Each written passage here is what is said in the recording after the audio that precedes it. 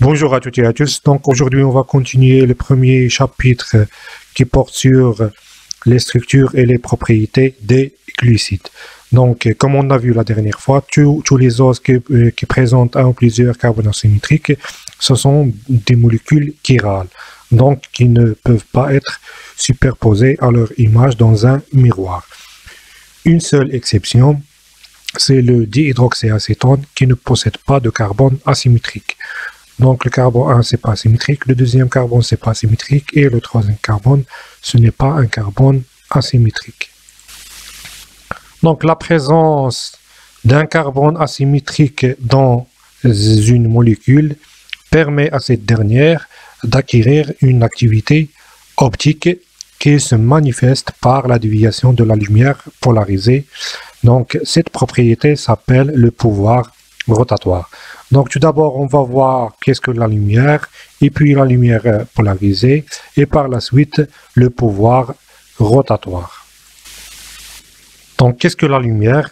La lumière, c'est juste un photon qui se déplace en suivant une trajectoire ondulaire, et en se déplaçant, il va créer un champ magnétique. Donc maintenant, on va voir qu'est-ce que la lumière polarisée. J'ai une ampoule comme source de lumière. Ici, j'ai une grille métallique avec des ouvertures horizontales, ce qu'on appelle le polariseur. Quand la lampe est allumée, elle va générer des photons ou des ondes électromagnétiques dans toutes les directions.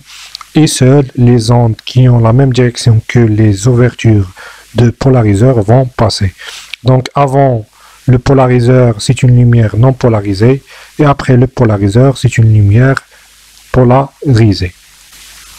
Donc on dit qu'un composé est dextrogire quand il dévie la lumière polarisée dans le sens des aiguilles de montre, on le note plus. Et il est lévogire quand il dévie la lumière polarisée dans le sens contraire des aiguilles de montre, et c'est noté moins. Donc dans ce schéma, on a une cuve. Dans cette cuve, on va déposer une solution de déglycéraldéhyde par exemple. Donc la lumière polarisée, quand elle va traverser cette solution, elle va être déviée par l'angle alpha. Donc on définit le pouvoir rotatoire spécifique est égal à alpha divisé par L fois C. Donc alpha, c'est la rotation observée en degrés. L, c'est la longueur de la cuve en décimètres. C, c'est la concentration du déglycéraldéhyde par exemple en grammes par millilitre.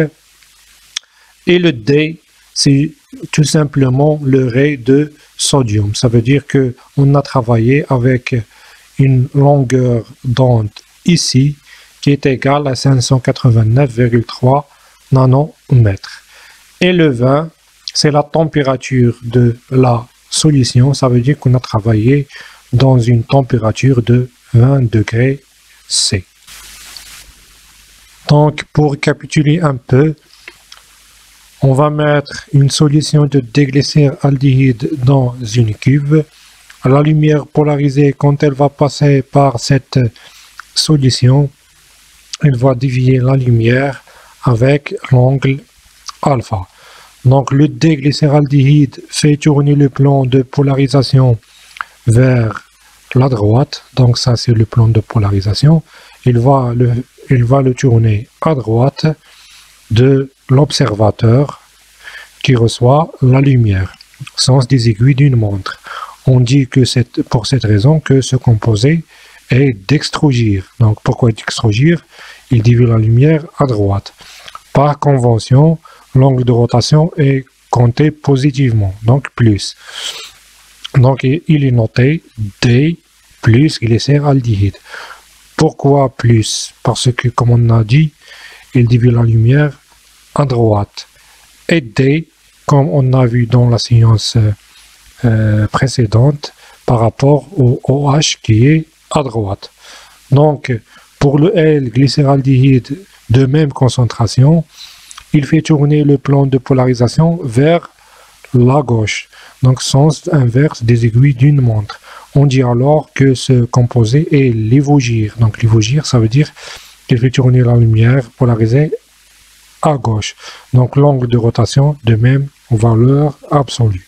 Et composé négativement, on note moins. Donc on note L moins glycéraldéhyde. Donc moins parce que il fait tourner la lumière polarisée à gauche. Donc on a vu des propriétés physiques des glucides, notamment la déviation de la lumière polarisée.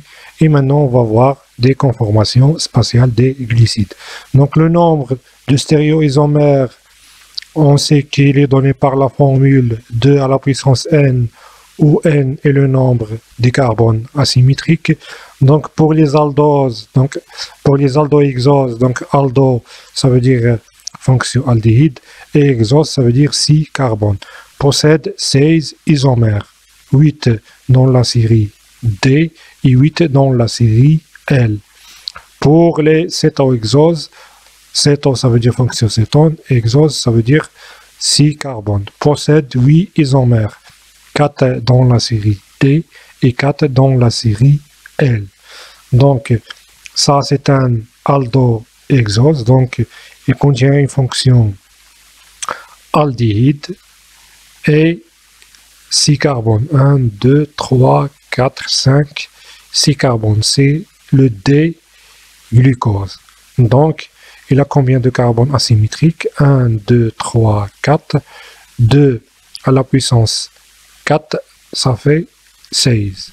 Donc, pour les cétohexoses, donc, il contient une fonction cétone et 6 carbones. 1, 2, 3, 4, 5, 6.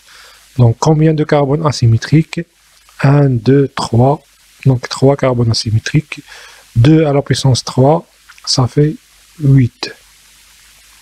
Donc, 8, 4 dans la série D et 4 dans la série L. Donc, la plupart des oses naturelles appartiennent à la série D.